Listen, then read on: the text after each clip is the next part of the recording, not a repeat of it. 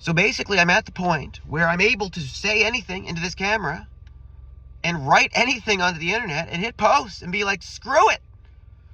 But I'm still this residually crazy shy man-child adolescent who didn't grow up, who didn't have a male older figure in my life after adolescence because my father died and my mom had to go back to work. I have not had uncles. I have not had people in my life. I have been utterly isolated from society for 20 years. I have the most incredible perspective on life you could possibly imagine. I've gone from outrageously miserable and depressed with body dysmorphia, where I identified as trans age, as being like 14 in a 25, 30-year-old guy's body, which I had so much shame about because it's like I'm just an innocent child that didn't grow up. And on a higher level, we are all innocent children that grew up in slavery. And then we're all directed away from our dreams, directed into giving up and succumbing to fear. And we forgot who we were 20 years ago or 30 years ago or when we were kids. We have been consumed by these screens, and we have totally lost how to be human beings. And it's amazing to be like, wait a second, we all used to talk to each other when we were kids. We all used to like have experiences where we could engage with one another, or we could share our truth without feeling like people were going to be yelling at us. Who cares which way people vote or which their religious beliefs are, or whether they believe that the pharmaceutical industry is good or corrupt, whether you believe in conspiracy theories. It doesn't matter. We are all having a valid experience in a difficult time. We are all family as humans in the same species, and we are being directed towards hating each other and judging each other and being scared to talk to each other. They're firing so many employees and replacing them with robots gradually, like grocery stores and stuff. It's just the beginning. And once they collapse society through their contrived cyber attacks and pandemics and weather disasters, which are all contrived by technology and manipulation of our perception and through frequency warfare and all these really dark things. I mean, this is just my perception, fact checkers. I'm not claiming anything as objective fact because I'm saying that we're all creators, and everything we feel and believe and experience to be true is what it is. It's the experience we're having. It is true. Even the fact checker's truth is true, believe it or not. Even people that have lower vibrational truth, they're still having the experience of living with that perception, watching that life through those belief systems and those fears and that unresolved trauma. And it's just really important. Once you realize the root energetics of how to deconstruct and unify and ascend the frequency of your energy field, once you can repair your subconscious mind and become your higher self and become blended, where you've detoxified and balanced and cleansed your meridians and cried like crazy hundreds and hundreds and hundreds of times by intentionally doing this shadow work. It doesn't have to be excruciating necessarily. The light workers have done a crazy amount of service in clearing this for the collective, and it gets easier. We're going to all be able to help each other. We're going to come back together. We're going to have new technologies. It's like a renaissance. It's a revolution, but it's physics. It's a light turning on and illuminating shadow, and the shadow disappears. It's physics. We reach a certain level of awareness consciously, and how aware of ourselves and our society we are, and what we're willing to feel and face and let go of.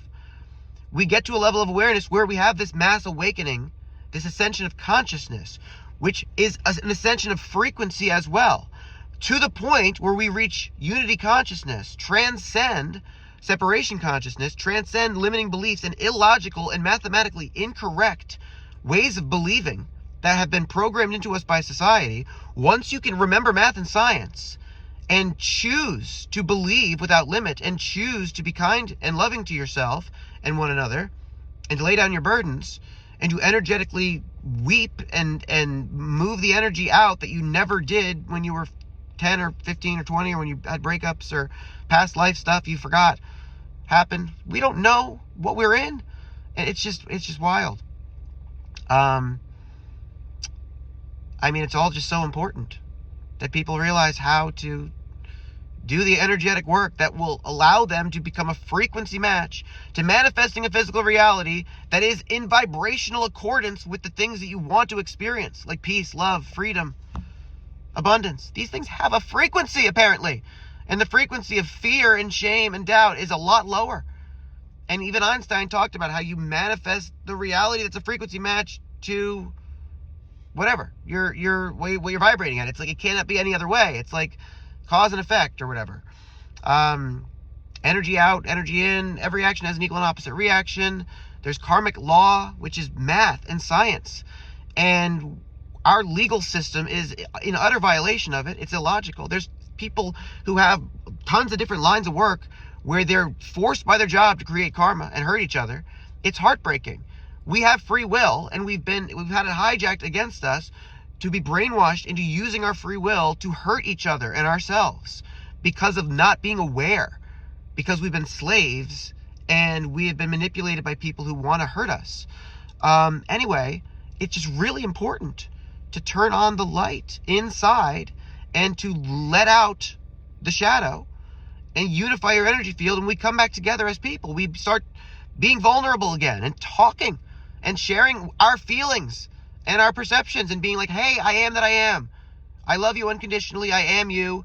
If we don't vibrate in the same belief systems, we don't have to be friends, but we can live and let live, and we can respect each other, and we can choose love over fear, unity over division, peace over chaos. We don't need to keep going down these war roads. We don't have time. We're like the clock is running out because of what is planned with these agendas. So we have to grieve. We have to accept. But once we do it just a little bit, we're almost there, because it's the virality of the internet would cause this information to allow us to transcend the construct of time, which would then cause quantum physics-wise things to get really confusing. But not, because God is a genius and we have a continuous continuity experience that is just getting better all the time. We are gradually turning this around, and things are just going to optimize and turn in our favor in a way where our souls are basically using us and load stating like a video game and optimizing as we go, so that by the time we reach our destiny, as Mario, we don't have all the remembrance of all the lava that we melted in throughout the journey. It's really kind what our souls are doing for us. And eventually we would blend with our souls and become like Dr. Strange, who could move through time, or there are aspects of consciousness that are at a higher frequency than the construct of time vibrates at, and are therefore not beholden to it. This is science, apparently. Anyway, so things are getting better all the time. Beatles music, Jason Mraz music, it's all prophecy, evidently. Imagine that. You may say I'm a dreamer, but I'm not the only one, and whatever. It's all getting better all the time. It only gets better. Yeah, lots of song lyrics. Anyway, how's your apocalypse been going?